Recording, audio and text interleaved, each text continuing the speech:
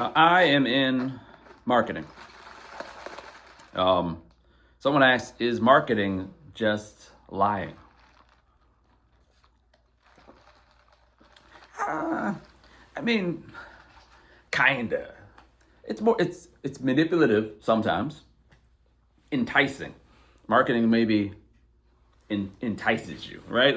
Let's say you're going someplace where there's candy, right? You're already going there for candy, and then you have the packaging of all these different candy bars, telling you, hey, choose me over that candy bar, right?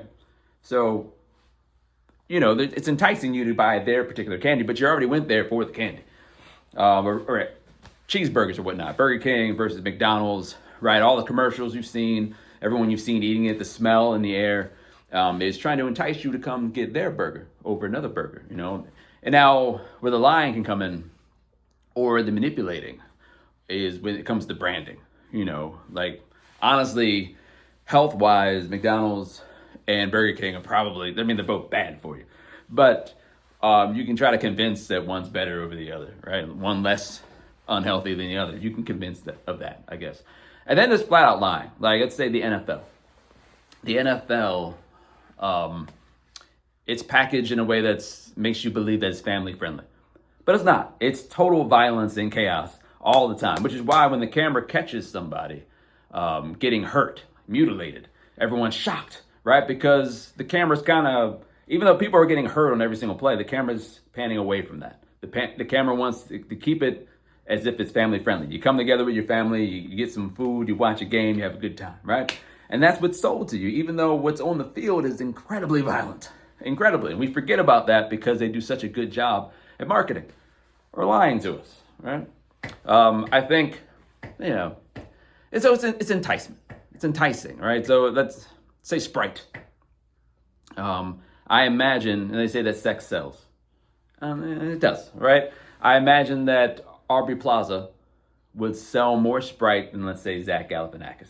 If Aubrey Plaza came out drinking Sprite, a lot more people would buy the Sprite. That's what Aubrey Plaza drinks. I'm drinking whatever she drinks. You know what I'm saying? I'm gonna keep her happy. But Zach Galifianakis, he comes up, drinks some Sprite. It's not gonna be the same. Not that Zach Galifianakis isn't sexy. Not that he doesn't have some sex appeal as well. But it's different. It's different. We have Nicki Minaj on a billboard with a Bible in her hand. You put that in the Bible Belt, it's not going to go over well. Not going to go over well, right? So sex doesn't always sell.